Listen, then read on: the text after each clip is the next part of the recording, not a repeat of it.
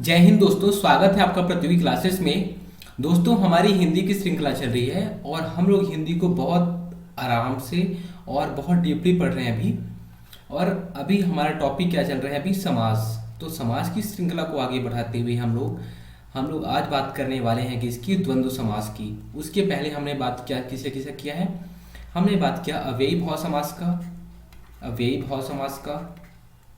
हम बात किए कर्मधारय समास के बारे में और हमने बात किया द्विगु समास के बारे में। तो हम लोग अगर इनको एक एक लाइन में समझना चाहें कि अव्ययी भाव समास क्या था, कर्मधारय समास क्या था और द्विगु समास क्या था, या फिर इसको बोले कि आप रिवीजन करना चाहें तो क्या था? अव्ययी भाव समास अव्यय का भाव देगा, पहला अव्यय रहना चाहिए और अव्यय के साथ में संज्ञा रहना चाहिए। क्या? अव्यय रहना चाहिए और अव्यय के साथ में संज्ञा रहना चाहिए। जिस भी पद में, देखिए पद में क्या होता है, एक पूर्व पद रहता है और एक उत्तर पद होता है, एक पहला पद होता है, एक द्वितीय पद होता है, एक पूर्व पद होता है, एक पर पद होता है। इसके अलग अलग नाम हैं, है ना। चाहे आप पूर्व पद बोले पहले पद को और दूसरे पद को पर पद बोले, चाहे पहले पद को पहला पद, दूसरे को दूसरा, चाहे प्रथम पद द्वितीय पद, कुछ भी बोले। तो जो भी शब्द रहता है उसमें दो पद होते हैं। तो पहला एक पद क्या होना चाहिए? अव्यय होना चाहिए, एक पद संज्ञा होना चाहिए। अगर ऐसा कुछ है तो वह क्या होगा? अव्ययी भाव समास होगा। या तो यहाँ पे ऐसा भी हो सकता है कि संज्ञा पहला पद हो और दूसरा पद अव्यय हो, तो वहाँ भी आपको अव्ययी भाव समास ही रखना है। इस सारी चीज़ों के बारे में हम बात कर चुके हैं। और कर्मधारय समास में हमने क्या देखा? कर्मधारय समास में हमने देखा कि पहला विशेषण, पहला पद क्या होना चाहिए? विशेषण होना चाहिए। एक पद विशेषण होना चाहिए, एक पद संज्ञा होना चाहिए। क्या? एक पद विशेषण होना चाहिए, एक पद संज्ञा होना चाहिए। तो हमने उसे क्या बोला? हमने उसे बोला कर्मधारय समास। क्या? विशेषण होना चाहिए और दूसरा पद संज्ञा। और तीसरा हमने देखा कि द्विगु समास। द्विगु समास में भी एक पद विशेषण होगा और दूसरा पद संज्ञा। क्या? दूसरा पद संज्ञा। लेकिन इसमें जो विशेषण होगा वह संख्यावाची विशेषण होगा और बाकी जो विशेषण हैं, चाहे गुणवाचक हो, व्यक्ति, संकेत, ये जो विशेषण आते हैं वो सारे विशेषण अगर रहेंगे तो वह कर्मधारय समास में आएगा और संख्यावाची विशेषण अगर है तो वह आएगा द्विगु समास में। ये सब चीज़ों के बारे में हमने बात कर ली है पहले से ही। आज जो हमारा टॉपिक है वह द्वंद्व समास से शुरू होगा। तो द्वंद्व से अगर आप द्वंद्व बोलेंगे, द्वंद्व कहाँ तक पाला जाए, युद्ध कहाँ तक टाला जाए, तो द्वंद्व का मतलब क्या होता है? द्वंद्व मतलब होता है दो विचारों, दो लोगों के बीच में। द्वंद्व मतलब क्या? आपसी संघर्ष की बात हो रही है। संघर्ष, जब भी संघर्ष होगा, संघर्ष वाले जो शब्द रहेंगे, जहाँ पे देखिए क्या होता था पहले के ज़माने में, जब लड़ाइयाँ होती थी तो क्या होता था, एक राजा दूसरे राजा के बीच में, दोनों के बीच में द्वंद्व चल रहा था, द्वंद्व चल रहा था, है ना। एक राज्य के अंदर ही नहीं चल रहा था। एक राज्य के अंदर कभी द्वंद्व चला है क्या? चलता ही नहीं है। चलता कब है? जब दो राजा या दो राजाओं के बीच में क्या आपसी मतभेद हो, तब वहाँ पे द्वंद्व होता था। तो जब होता कब था? देखिए हमेशा द्वंद्व कब होगा? जब बराबर वाली चीज़ें रहेंगी। क्या? बराबर वाली चीज़ें। आप कभी अगर आप बहुत बड़े हो तो आप किसी बच्चे से द्वंद्व करोगे क्या? नहीं करोगे। आप बड़े हो तो आप बड़े से ही करोगे द्वंद्व। बच्चा है तो बच्चे से द्वंद्व होगा। तो जब भी बराबर वाला चीज़, इनके बीच में आपसी संघर्ष होगा, आपको वहाँ से पता चल जाए कि यार ये बराबर की चीज़ें हैं, दोनों पद, दोनों प्रधान रहेंगे, दोनों इंपॉर्टेंट रहेंगे, है ना। दोनों बराबर की चीज़ें रहेंगी, दोनों प्रधान रहेंगे। अब उनके बीच में संघर्ष होगा। तो देखिए ये सारी चीज़ें तो एक उदाहरण थी। अगर हम लोग इसको एकदम, हमने इसको साधारण करके इसको समझाने की कोशिश की कि द्वंद्व का मतलब क्या होता है, द्वंद्व क्या होता है। वही चीज़ समास में भी होगा। दो पद रहेंगे, पता है आपको, जैसे प्रथम पद और द्वितीय पद, दोनों पद प्रधान रहेंगे। क्या? दोनों पद प्रधान, दोनों पद प्रधान, दोनों पद प्रधान। अभी तक हमने क्या किया? अगर पहला पद प्रधान, अव्ययी भाव समास। दूसरा पद प्रधान, कर्मधारय समास। दूसरा पद प्रधान, द्विगु समास। तो दूसरा पद प्रधान अगर हुआ तो कौन कौन से थे? कर्मधारय, द्विगु, और अभी हम लोग तत्पुरुष समास पढ़ेंगे वो आ जाएगा। अगर दोनों पद प्रधान हो, क्या? दोनों पद प्रधान हो, और दोनों पद प्रधान कब होगा? जब बराबर के रहेंगे। तो जब दोनों पद प्रधान हो, कोई किसी से कम ना हो, कोई गौण ना हो, दोनों मुख्य पद हों, तो वह क्या होगा, द्वंद्व समास होगा। क्या, वह द्वंद्व समास होगा। ठीक है। या ऐसा बोल सकते हैं कि जब दोनों पद जो दिखेंगे वह अगर टकराव वाले शब्द दिखेंगे, टकराव वाले शब्द, जैसे मैं बोलता हूँ माता पिता, दाल रोटी, तो ये क्या है, ये टकरा, सुख दुख, देखिए टकराव वाले शब्द दिख रहे हैं। तो जब देखिए सुख भी होता है दुख भी होता है ना, सुख भी होता है दुख भी होता है, कभी सुख ज़्यादा रहता है कभी दुख ज़्यादा रहता है, तो ये टकराव वाले शब्द हैं। तो जब भी टकराव वाले शब्द या बराबर वाले शब्द दिखें आपको, वहाँ पे आपको क्या करना है, द्वंद्व समास समझना है कि हाँ द्वंद्व वाली स्थिति हो रही है, या दोनों पद प्रधान रहे, या फिर इसको बोल सकते हैं दोनों पद को उभय पद प्रधान, उभय पद प्रधान जहाँ पे दिखे। ये तो हो गए इसके कॉन्सेप्ट की बात की, हाँ ये कैसे होता है। या फिर आपको यहाँ पे क्या होता है, अगर आप इसकी परिभाषा समझना चाहें कि द्वंद्व समास की परिभाषा क्या हो सकती है, तो जिस समस्त पद में अगर हम लोग इसको लिखना चाहें तो क्या, जिस समस्त पद में, क्या जिस समस्त पद में, जिस समस्त पद में दोनों पद प्रधान हों, दोनों पद प्रधान हो और या तो एक दूसरे के विलोम हो, एक दूसरे के विलोम हो, या एक दूसरे के विलोम जैसे हों, या एक दूसरे के विलोम जैसे लगें, विलोम जैसे लगें, वे समास क्या कहलाएंगे, द्वंद्व समास कहलाएंगे। वे समास द्वंद्व समास कहलाएंगे। क्या, दोनों पद प्रधान हो, देखिए यहाँ पे हमने बात की दोनों पद प्रधान होने की, एक दूसरे के विलोम शब्द, एक दूसरे के विलोम लगने चाहिए, वो कभी देखेंगे आप जब इनको, तो द्वंद्व समास क्या होगा, अविलोम किसको बोलते हैं, मतलब दोनों जब टक्कर के रहेंगे तभी तो हो पाएगा ना।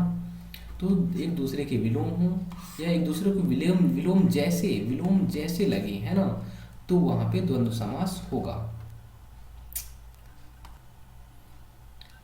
देखिए यहाँ पे अगर मैं बोलूँ क्या, कि मैंने क्या बोला माता पिता, क्या माता पिता, मैंने बोला दाल रोटी, आप क्या किया करो, आप दाल रोटी खाया करो, मैंने क्या बोला, दाल रोटी, आप दाल रोटी खाया करो, मैं क्या बोला, आप दाल रोटी खाया करो, दाल रोटी खाया करो। तो यहाँ पे आप इसके तीन अर्थ निकाल सकते हैं, क्या, तीन अर्थ निकाल सकते हैं, यहीं से हम लोग इसके भेद में जाने वाले हैं। यहाँ से एक क्लू मिलने वाला है हमें, यहाँ से हम इसके भेद में जाने वाले हैं। क्या, मैंने आपको क्या बोला कि आप दाल रोटी खाया करो, आप दाल रोटी खाया करो, तो आप क्या सोच सकते हैं कि यार मैं दाल, ये क्या बोल रहा है, दाल और रोटी खाने की बात कर रहा है, दाल और रोटी खाने की बात कर रहा है, दाल और रोटी खाने की बात हो रही है यहाँ पे।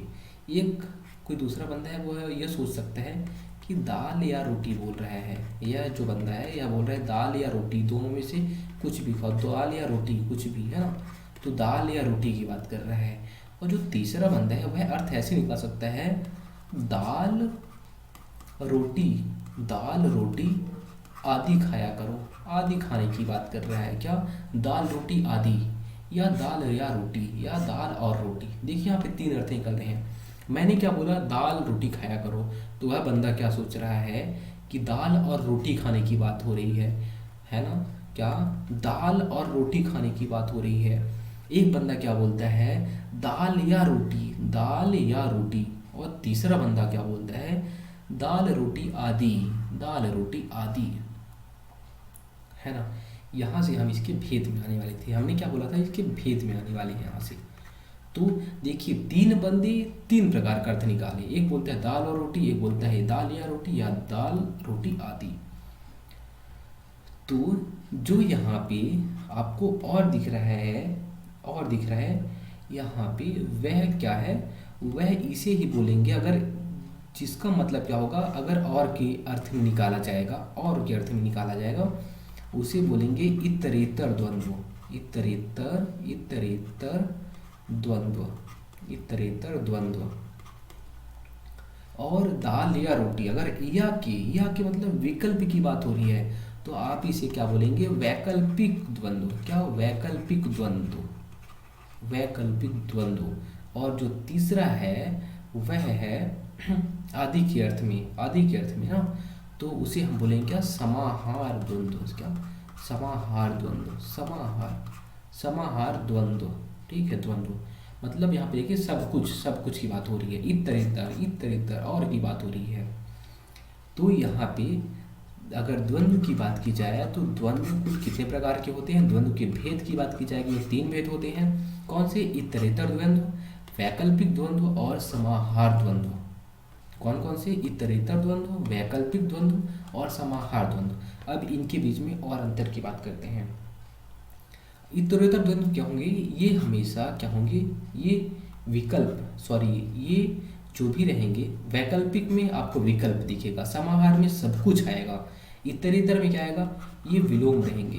ये क्या होंगे, विलोम। अगर आपको कोई शब्द दिखता है, जैसे मैं बोलता हूँ माता पिता, माता पिता, तो क्या बोलेंगे आप, विलोम शब्द दिख रहा है ना आपको, विलोम, माता पिता, है ना, माता पिता, पिता का विलोम क्या था, माता होती है। तो क्या विलोम दिखे या फिर विलोम जैसे, या विलोम जैसे दिखे, विलोम जैसे शब्द दिखें तो फिर आप उनको भी किस में डालेंगे, इतरेतर द्वंद्व। जैसे मैं बोलता हूँ जला भुना, क्या, जला भुना, जला भुना, ये क्या एक दूसरे को विलोम है, क्या विलोम नहीं है, लेकिन विलोम जैसे लग रहे हैं, क्या विलोम नहीं है लेकिन विलोम जैसे लग रहे हैं, तो इन्हें आपने क्या बोला, इन्हें क्या बोला आपने, इतरेतर द्वंद्व। अभी इनके बहुत सारे उदाहरण देखने वाले हैं तो आपके जो पॉइंट है और क्लियर होंगे वो। अगर वैकल्पिक की बात कर रहे हैं तो वैकल्पिक में क्या रहेगा, देखिए इतरेतर द्वंद्व में हमेशा और बीच में लगा रहेगा, क्या, जो भी पहला पद और दूसरा पद रहेगा उन दोनों के बीच में पहले और दूसरे पद के बीच में और लगा रहेगा। और अगर मैं बोलूँ कि वैकल्पिक द्वंद्व में क्या रहेगा, तो इन दोनों के बीच में या लगा रहेगा, या अथवा शब्द लगा रहेगा, या वा लगा रहेगा। ये जो शब्द हैं ये इन दोनों के बीच में लगे रहेंगे। किसके, देखिए जैसे दाल और रोटी मैंने, तो प्रथम पद और द्वितीय पद के बीच में या अथवा वा कुछ भी लगा रह सकता है। और अगर वैकल्पिक द्वंद्व में देखेंगे तो इसकी विशेषता यही है कि इसमें हमेशा विलोम शब्द आएंगे, विलोम शब्द। जब विलोम शब्द की बात की जाएगी, अगर कोई शब्द दिया रहेगा, अगर उसमें विलोम है, अगर वह द्वंद्व में आ रहा है तो वैकल्पिक द्वंद्व में आएगा वो। और अगर समाहार की बात करेंगे तो समाहार में हमेशा आदि, इत्यादि, ये सब इत्यादि, आदि जुड़े रहेंगे। ठीक है, ये सारी चीज़ें जुड़ी रहेंगी। पहला, अंत में चीज़ें जुड़ी रहेंगी। और दूसरा, हमेशा सदैव बहुवचन के बाद, सदैव बहुवचन में रहेंगे, सदैव बहुवचन में बनेंगे, बहुवचन में, जैसे दाल रोटी आदि। तो अगर इसके उदाहरण की बात करेंगे तो आप बोल सकते हैं क्या, कपड़ा लत्ता, आप बोल सकते हैं चाय वाय, है ना, कंद मूल, क्या कंद मूल, क्या कंद और मूल बोलते हैं, क्या कंद और मूल आपने बोला है, कंद और मूल गलत हो जाता है, कंद और मूल। अब जहाँ भी देखें कंद मूल लिख रहा है, कंद मूल आदि। हम लोग इतिहास में पढ़ते हैं ना कि पहले के लोग कंद मूल आदि खाते थे, तो कंद और मूल खाते थे, ऐसा कहीं पढ़ा है क्या, नहीं पढ़ा है। तो क्या, कंद मूल आदि। तो यहाँ पे कौन सा, देखिए दोनों के बीच में दोनों पद प्रधान है। पहला क्या होना चाहिए, दोनों पद प्रधान दिखने चाहिए। ठीक है, दूसरा, अगर विलोम जैसे दिख रहे हैं तो आप किसे डालेंगे, वैकल्पिक में। विलोम जैसे या विलोम है तो आप उन्हें क्या डालेंगे, इतरेतर द्वंद्व में। अगर उनमें क्या बहुवचन का दिख रहा है, या फिर आप उसमें आदि इत्यादि ऐसे कुछ शब्द दिख रहे हैं, जैसे कपड़ा लत्ता आदि, कंदमूल आदि, चाय वाय आदि, बहु बेटियाँ आदि, ऐसा कुछ दिख रहा है तो आप उन्हें किस में डालेंगे, आप उन्हें किस में रखेंगे, अगर बोला जाए तो आप उन्हें रखेंगे क्या, समाहार द्वंद्व में। इसके उदाहरण देखिए, और उदाहरण देखते हैं, चीज़ें और क्लियर होंगी। क्योंकि यहाँ से जो क्वेश्चन आएगा द्वंद्व समास में आएगा क्वेश्चन, तो यहीं से आएगा कि अगर आता है इतरेतर द्वंद्व, वैकल्पिक द्वंद्व है या समाहार द्वंद्व है, अगर बहुत डीप में जाएगा तब ऐसे क्वेश्चन आएगा। फिर भी हमें डीप में ही पढ़ना है, तो हम लोग इसके उदाहरण पे चलते हैं। पहले 3 लाइन बनाते हैं, इसको पहले 3 रो बनाते हैं। और यहाँ पे अब समझने का प्रयास करेंगे उदाहरण से। जैसे मैंने क्या बोला, ये इतरेतर द्वंद्व हो गया। क्या? इतरेतर द्वंद्व हो गया। यहाँ पे जितने भी उदाहरण रहेंगे सारे इतरेतर द्वंद्व के आएंगे। ठीक है। यहाँ पे जो उदाहरण रहने वाले हैं वह वैकल्पिक द्वंद्व के आने वाले हैं। क्या? वैकल्पिक द्वंद्व के। और यहाँ पे जो उदाहरण रहेंगे वो सारे समाहार द्वंद्व के आने वाले हैं। समाहार द्वंद्व के। अगर आपको जो भी डाउट लगता है इन उदाहरणों से आप उन चीज़ों को क्लियर कर पाएंगे। अब उदाहरणों से जैसे कि मैं बोलता हूँ इतरेतर द्वंद्व की भी बात कर रहे हैं, तो इतरेतर द्वंद्व बोलता हूँ राम कृष्ण, राम कृष्ण, राम कृष्ण। अब देखिए यहाँ पे आप इसे वैकल्पिक में क्यों नहीं रखेंगे? राम या कृष्ण कभी हुआ क्या? राम या कृष्ण, राम और कृष्ण की बात हो रही है। राम और कृष्ण, राम और कृष्ण। अब यहाँ इसे समाहार में क्यों नहीं रखेंगे? राम कृष्ण आदि रखेंगे क्या? राम कृष्ण आदि ऐसा कुछ होता है क्या? नहीं होता। राम कृष्ण, राम और कृष्ण की बात हो रही है। ठीक है। वैसे ही बाप बेटी, क्या? बाप बेटी, क्या? बाप बेटी। देखिए बाप बेटी, बाप और बेटी, बाप और बेटी, बाप या बेटी ऐसा कुछ हुआ क्या? नहीं हुआ। वैकल्पिक में होगा ही नहीं, क्योंकि इसमें विलोम आते हैं, इसमें विलोम आते हैं। और बाप बेटी आदि ऐसा कुछ होगा ही नहीं। तो बाप और बेटी, देखिए बाप और बेटी इसका सीधा सीधा अर्थ निकल रहे हैं। इसकी जगह पर अगर आप और रखेंगे तो और, बाप या बेटी, बाप बेटी आदि ऐसा कुछ, तो इसमें सारी चीज़ गलत निकल रही है। तो बाप और बेटी इसका सही होगा। वैसे ही आप क्या बोल सकते हैं?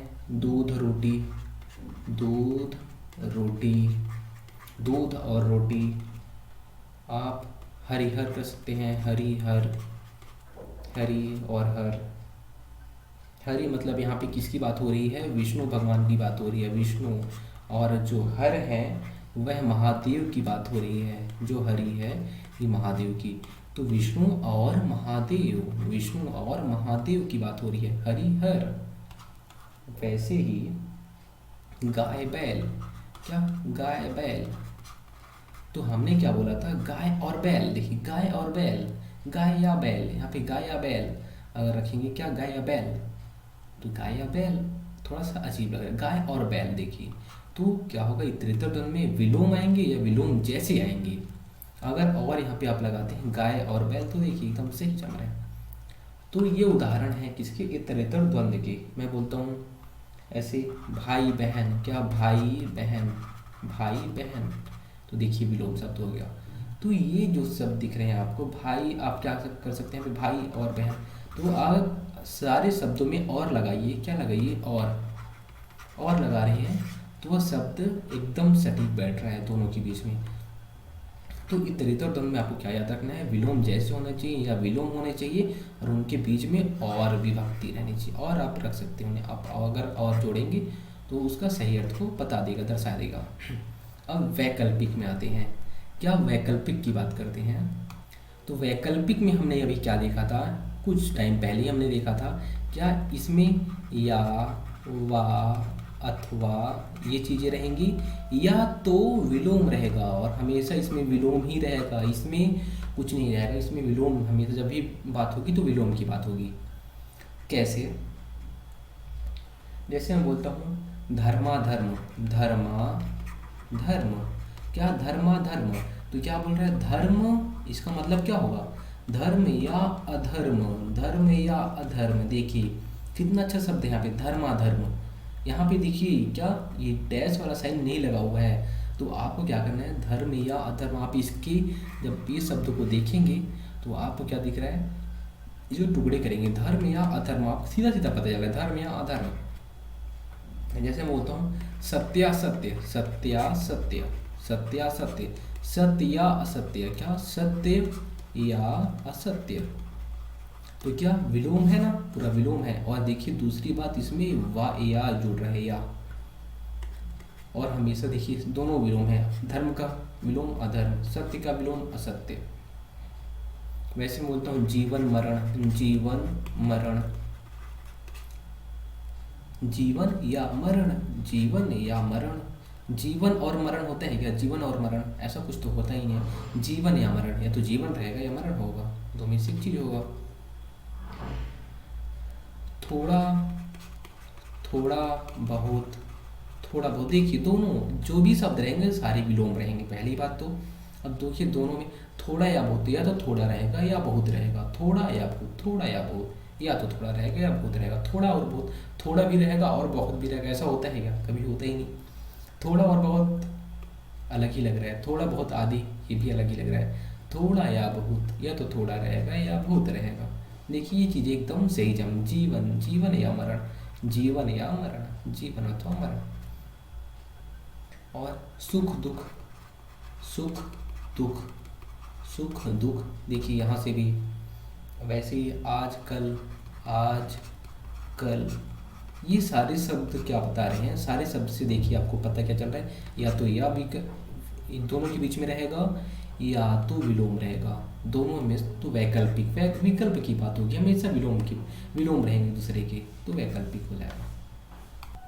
अब हमारा अंतिम आया, कौन सा? अंतिम समाहार द्वंद्व। समाहार द्वंद्व क्या कराता है? पहली बात तो बहुवचन का बोध, बहुवचन का बोध कराता है हमेशा। इसमें पद दूसरा छुपा रहता है और यह अन्य की भी बात करता रहता है, अन्य की बात होती रहती है। अगर इसको उदाहरण से देखें हम लोग, जैसे कि उछल कूद, क्या? उछल, उछल कूद, उछल कूद करता, उछल कूद आदि कर रहा है, हम बोलते नहीं उछल कूद आदि कर रहा है। वैसे ही बाल बच्चा, बाल बच्चा, बाल बच्चा आदि, बाल बच्चा आदि, खान पान आदि, खान पान बोलते नहीं आप, खान पान आदि सुधारिए, खान पान आदि सुधारिए। वैसे ही और चाय पानी, चाय पानी आदि सुधारिए। देखिए चाय और पानी होता ही नहीं, चाय या पानी यह भी नहीं होगा, चाय पानी आदि सुधारिए आप। घर द्वार, घर द्वार, घर द्वार, घर द्वार आदि देख लीजिए, है ना। तो ये चीज़ें क्या है, इसमें आदि इत्यादि आप जोड़ेंगे शब्द में। और दूसरा विलोम नहीं रहेंगे, ये विलोम नहीं रहेंगे। आपको यह याद रखना कि अगर विलोम जैसे नहीं है तो आप समाहार द्वंद्व में उसे रखेंगे, रखने की कोशिश करेंगे, देखेंगे पहले। और अगर आदि शब्द, आदि इत्यादि शब्द जुड़ रहे हैं उसमें, तो आप उसे समाहार में ही रखेंगे। तो देखिए इतरेतर, वैकल्पिक और समाहार द्वंद्व में जो भी उदाहरण थे, जो भी अंतर हो सकते थे, जिन जिन आधारों पे वो हमने अंतर देखे उदाहरण से, तो हमें समझ में आ गया कि हाँ इतरेतर द्वंद्व में जो उदाहरण रहेंगे, जो क्वेश्चन आएंगे वो कैसे आएंगे, वैकल्पिक में जो क्वेश्चन रहेंगे वो कैसे आएंगे, और समाहार में जो क्वेश्चन रहेंगे वो कैसे आएंगे, उन्हें हमें कैसे फाइंड करना है और उन्हें कैसे पहचानना है ना। तो अब हमारा पांचवा प्रकार शुरू होता है। कौन सा? पांचवा प्रकार। और पांचवा प्रकार कौन सा है आज हम लोग जिसकी बात करने वाले हैं, वह है बहुव्रीहि समास। क्या? बहुव्रीहि समास, बहुव्रीहि समास। तो हमने जब समासों के प्रकार देखे थे, जब पदों की प्रधानता के आधार पर देखा था, तो उसमें क्या देखा था कि जब पहला पद प्रधान रहेगा वह क्या होगा? अव्ययी होगा। जब दूसरा पद प्रधान रहेगा तत्पुरुष, कर्मधारय और द्विगु समास रहेगा। जब दोनों पद प्रधान रहेंगे तो वो कौन सा होगा? वह होगा द्वंद्व समास। अब जब दोनों पद प्रधान ना हो, क्या? जब दोनों पद अप्रधान हो, क्या? अप्रधान या प्रधान ना हो, है ना। जब दोनों पद अप्रधान हो तो वहां पे बहुव्रीहि समास होता है।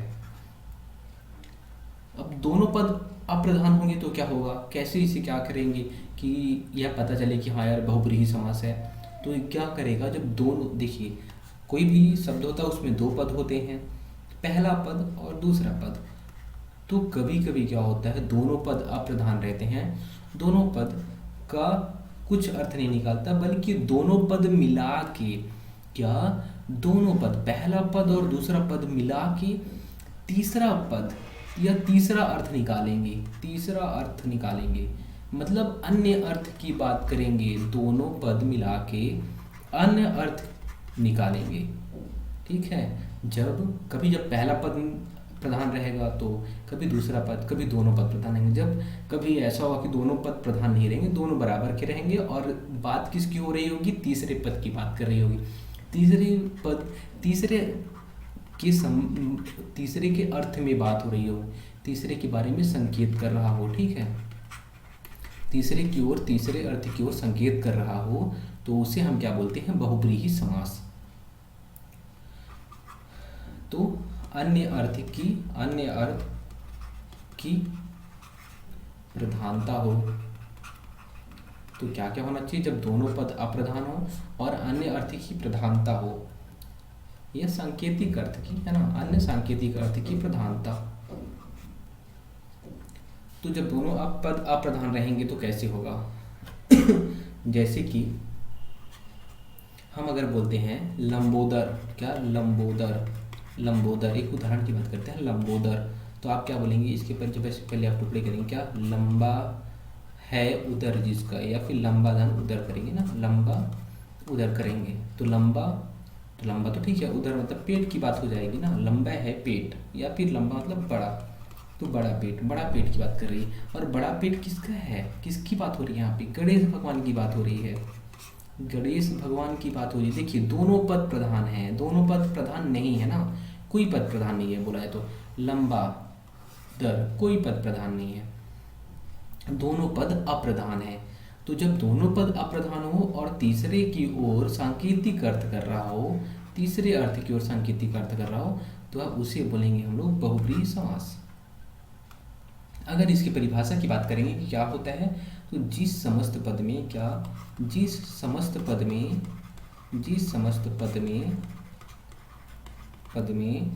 दोनों पद अप्रधान हो तथा अन्य पद की या फिर अन्य अर्थ की प्रधानता हो, अन्य अर्थ की प्रधानता कैसे, जैसे कि यहाँ पे हमने देखा दोनों पद अप्रधान और अन्य अर्थ की ओर संकेत कर रहे हैं, तो इसे हमने बोला बहुब्रीहि समास। वैसे जब अन्य अर्थ की ओर संकेत करेंगे तो उसे हम बोलेंगे क्या बोलेंगे, बहुब्रीहि समास।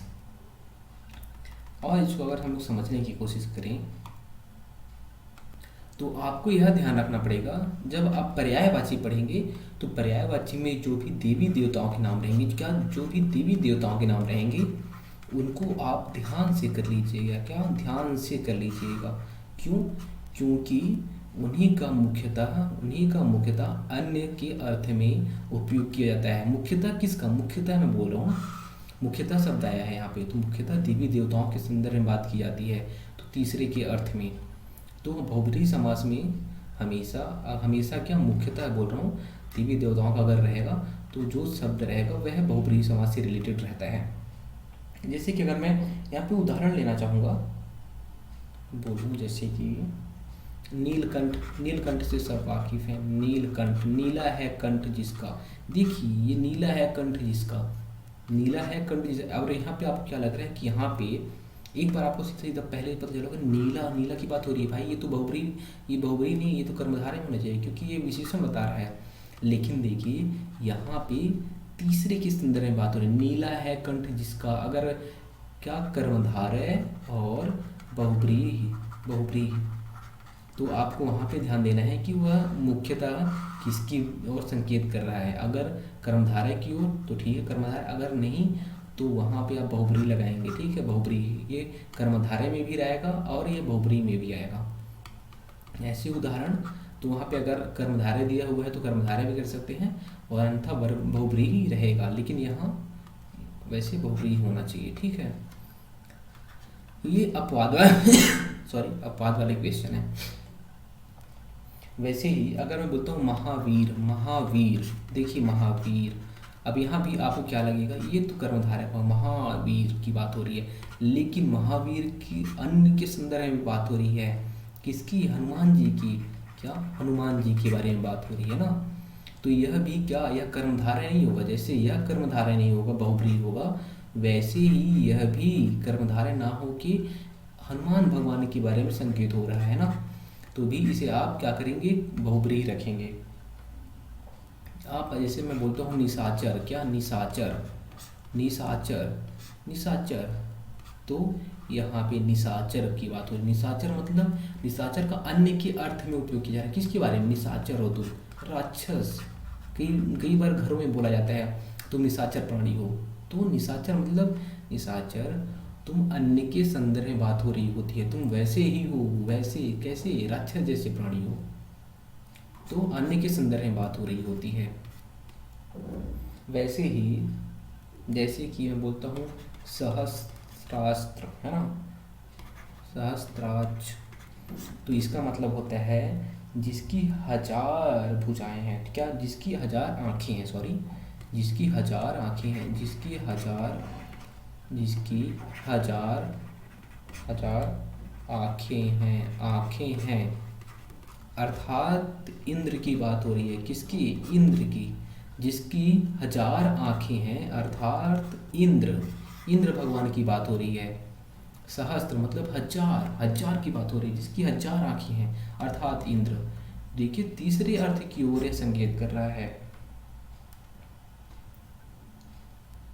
और जैसे मैं बोलता हूँ पतिव्रता, क्या, पतिव्रता, तो क्या, पति का व्रत रखने वाली, क्या, पति का व्रत रखने वाली, वह स्त्री किसकी? तीसरी की ओर संकेत कर रहे हैं, पतिव्रता। देखिए यहाँ पे किसी भी प्रकार का यहाँ पे कुछ लग रहा है क्या? दोनों, पहला पद दूसरा पद दोनों अप्रधान है और संकेत किसी को कर रहे हैं? पतिव्रता स्त्री, तीसरी की ओर संकेत कर रहे हैं। ठीक है, जब तीसरे की ओर संकेत करेंगे तो हमें क्या याद रखना है, क्या करना है? बहुब्रीहि सम। जैसे मैं बोलता हूँ दिगंबर, क्या, दिगंबर का मतलब क्या होता है? दिशाएं ही वस्त्र जिसका, क्या, इसका मतलब क्या होता है? दिशाएं ही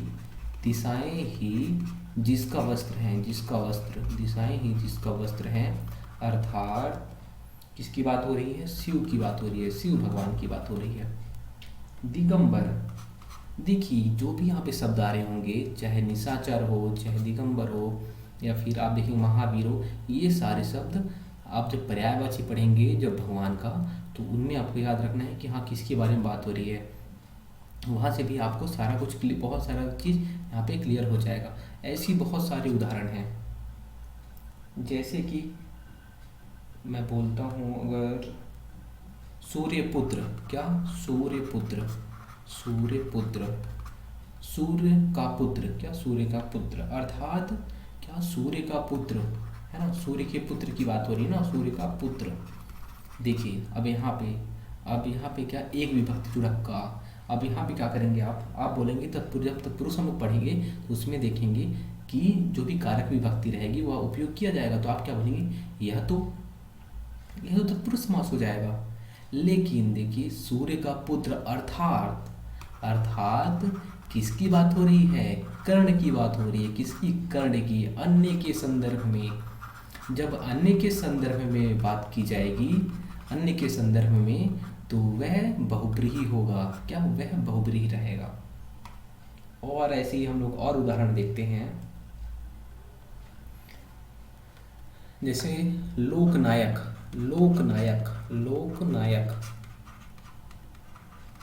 क्या, लोकनायक, इसे क्या बोलेंगे? जैसे लोक का नायक, अर्थात किसकी बात हो रही है? लोकनायक किसे बोला जाता है? आप इतिहास पढ़े होंगे, किसको? जयप्रकाश नारायण को। किसको? जयप्रकाश नारायण की बात हो रही है। जयप्रकाश नारायण उन्हें लोकनायक कहा जाता है। जब किसी अन्य के बारे में बात हो रही होगी तो हम क्या करेंगे? बहुब्रीहि समास रखेंगे। जैसे नीरद, जो नीर दे, क्या, जो नीर दे, जो ये पानी दे, तो किसके बारे में बात हो रही है? बादल के बारे में बात हो रही है भाई। बादल, इसको क्या बोलते हैं? पयोद, अम्बुद आदि। तो जो नीर दे, नीरद, जो नीर दे, तीसरे संदर्भ में। यहाँ पे देखिए कोई पद प्रधान नहीं, जो नीर दे, नीरद। ऐसे ही जैसे कि वसुंधरा, क्या, वसुंधरा का मतलब क्या हो जाएगा? वसु को धारण करने वाली। वसु मतलब रत्न, रत्न को धारण करने वाली, रत्न को धारण करने वाली। तो रत्न को धारण करने वाली कौन? वसुंधरा। तो ये किसकी बात हो रही है? रत्न को धारण करने वाली या वसु है ना, वसु मतलब रत्न होता है। तो वसु को धारण करने वाली किसकी बात हो रही है? तीसरे के संदर्भ में बात हो रही है। तीसरा कौन यहाँ पे आएगा? तीसरा कौन आएगा? पृथ्वी। पृथ्वी की बात हो रही है भाई यहाँ पे। किसकी? पृथ्वी की बात हो रही है। जब पृथ्वी का पर्यायवाची देखे थे तो क्या पृथ्वी का पर्यायवाची का तो वसुंधरा होता है ना, भू धरा वसुंधरा। तो पृथ्वी की बात हो रही है। और ऐसे ही जैसे कि नंद नंदन, क्या? नंद नंदन। इसका क्या होगा? जो नंद का नंदन है, जो नंद का नंदन है, नंद का नंदन है। अर्थात जो नंद का नंदन है कौन? कृष्ण, कृष्ण भगवान। तो देखिए तीसरे के संदर्भ में जहाँ भी बात होगी वहाँ पे आप क्या रखेंगे?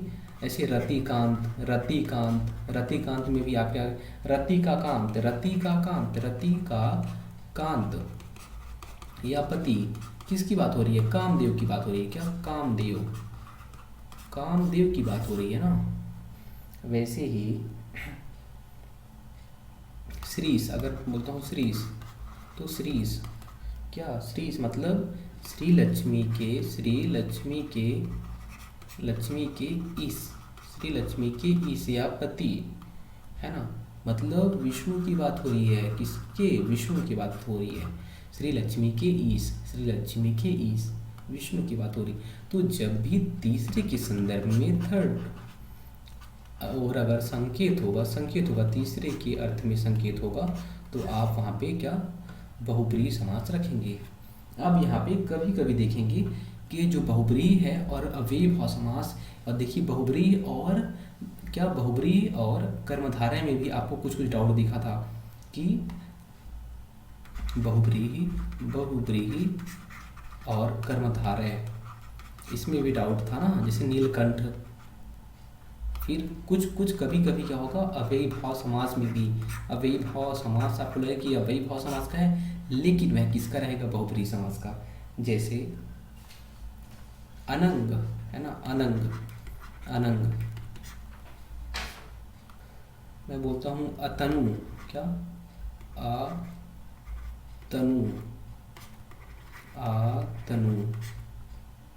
वैसे ही बोलता हूँ रतिपति, रतिपति।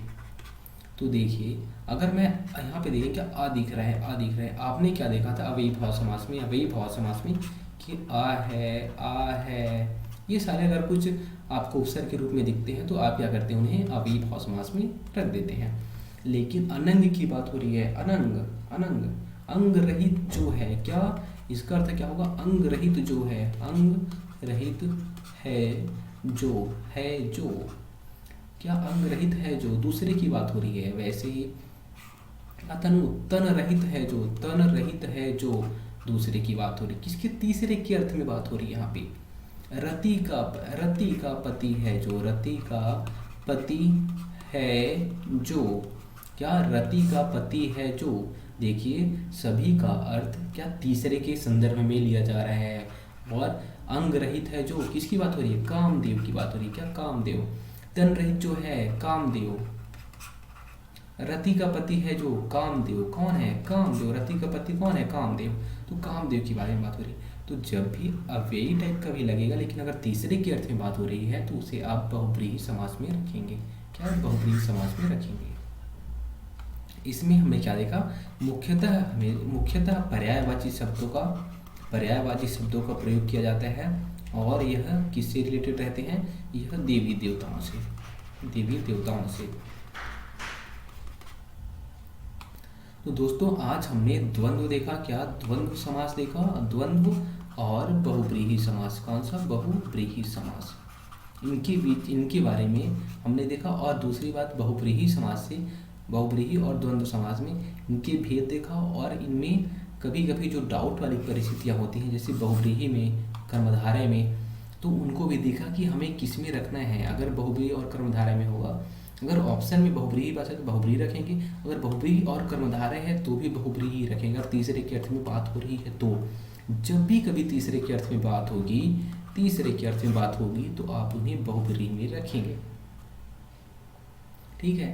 तो क्योंकि देखिए अगर ऐसे कुछ ज़्यादा अपवाद वाले क्वेश्चन आते हैं तो फिर ऐसा होता है कि उन्हें विलोपित किया जाए, उन्हें विलोपित कर देते हैं, लेकिन उन्हें विलोपित कर देते हैं। लेकिन हमें इतना पहले समझ के रखना है कि जैसे अनंग आता है, अतनु आता है, ये तो चीज़ें हमें इतना पता रहना चाहिए कि हाँ ये अव्ययी हो सकते हैं, बहुब्रीही भी हो सकते हैं। हमें एकदम से तुरंत अव्ययी में टिक नहीं कर देना है, हमें उन्हें समझने की कोशिश करना है कि इसका कोई और अर्थ तो नहीं होता कभी।